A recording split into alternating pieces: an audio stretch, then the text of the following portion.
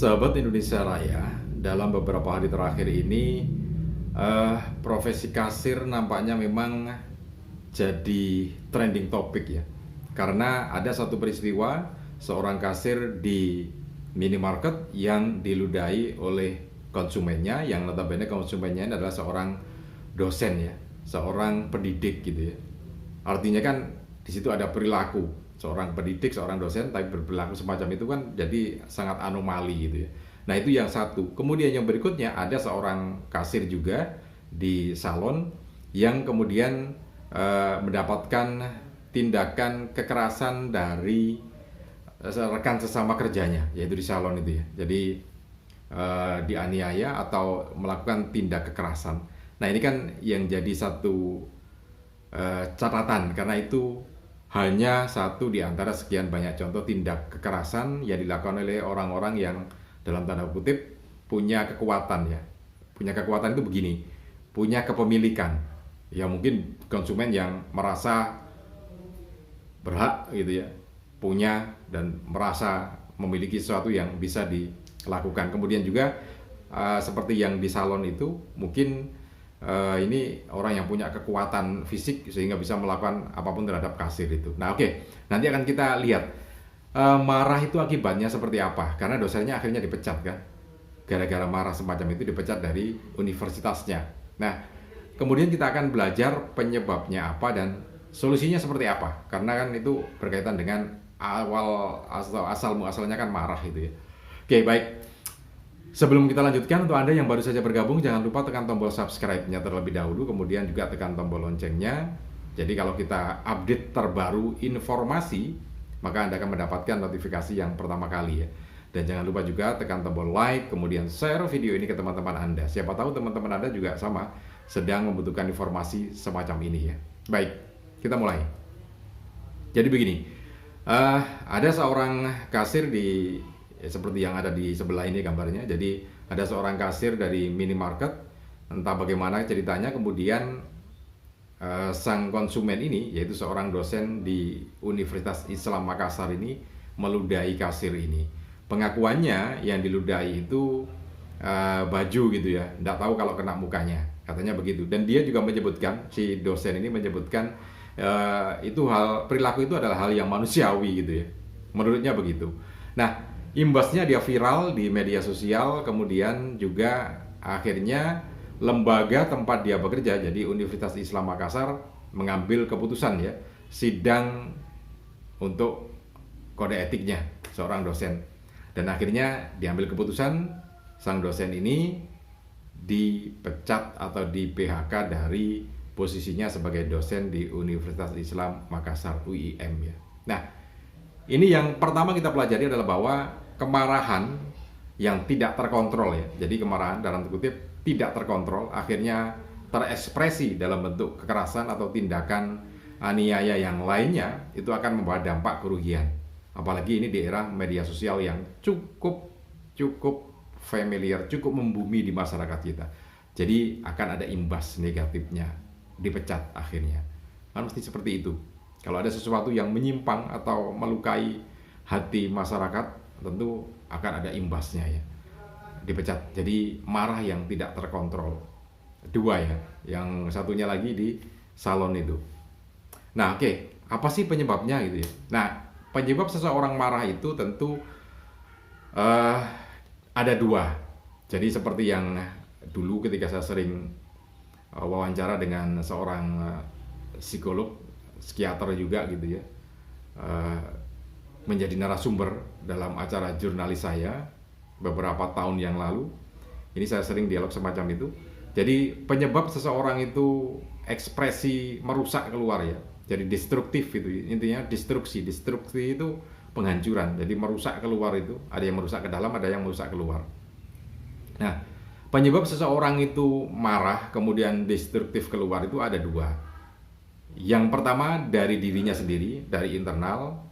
Kemudian yang berikutnya dari eksternal ya.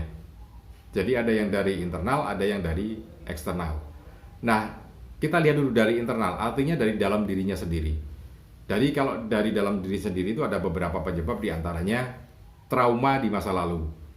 Trauma di masa lalu itu begini, jadi seseorang itu yang pernah menjadi korban tindak kekerasan, siapapun pelakunya, apakah orang dekat ataupun orang di luarnya, kemudian itu sangat melukai dan akhirnya masuk ke dalam hatinya. Nah, itu yang akan bisa menjadi eh, pelaku tindak kekerasan yang sama di masa yang akan datang itu. Jadi makanya sebaiknya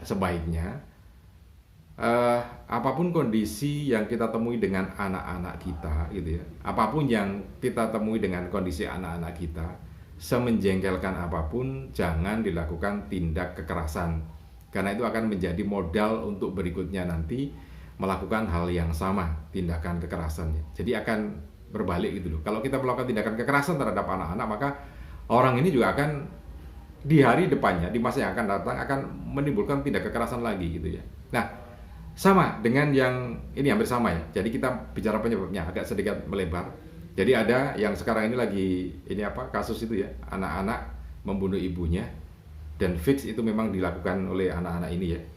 Anak ini satu orang kan anak gadis itu ya, masih umur berapa itu ya, masih SD itu ya.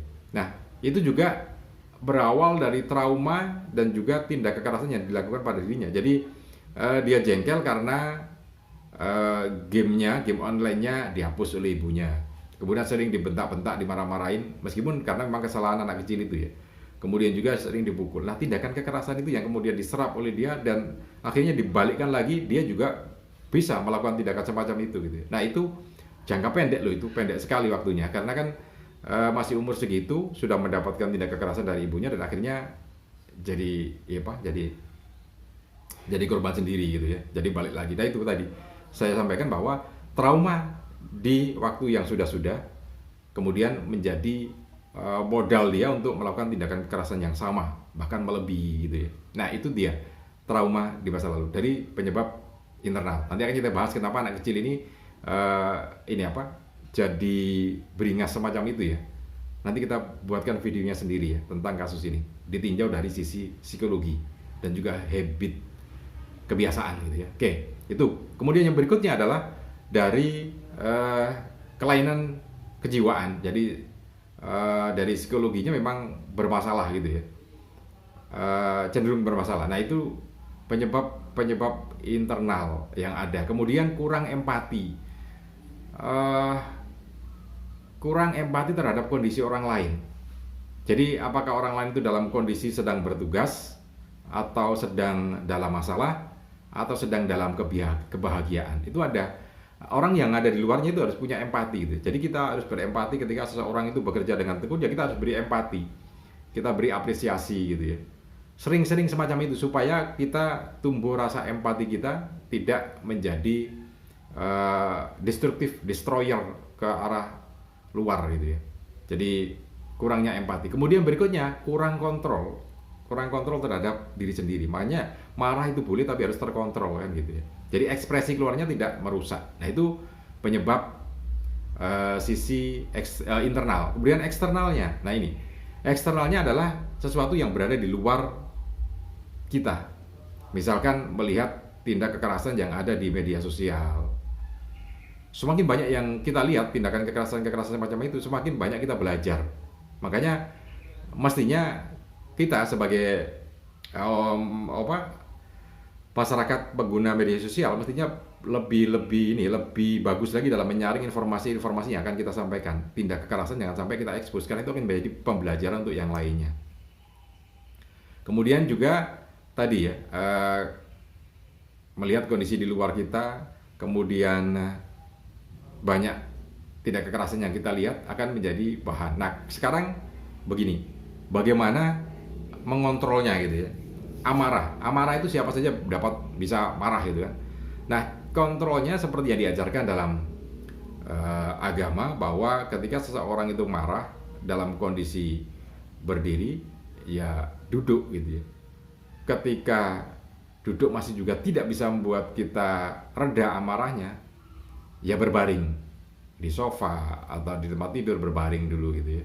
Nah, kalau berbaring juga tidak mampu untuk meredakan amarah kita, ngambil wudhu kan gitu ya. Karena kan amarah itu kan api, Jadi kena air mungkin akan lebih mereda atau redam. Kalau nggak bisa ya sholat kan gitu. Itu tahapan-tahapan ketika kita dapat sesuatu yang membuat kita marah gitu ya. Nah, tentu itu yang jadi satu kajian buat kita supaya bisa lebih baik lagi dalam mengontrol amarah kita supaya tidak merugikan diri sendiri. Karena siapapun yang marah akan merugikan diri. Contoh tadi ya, dosen yang marah akhirnya dipecat gitu ya. Sudah 20 tahun bekerja di Universitas Islam Makassar itu, tapi akhirnya dipecat juga gara-gara sedetik saja peristiwa yang merugikan, disulut oleh amarah. Kemudian banyak kasus-kasus yang amarah lainnya yang jadi bumerang gitu ya. Oke, mudah-mudahan ini bisa bermanfaat untuk kita. Salam dan sukses selalu.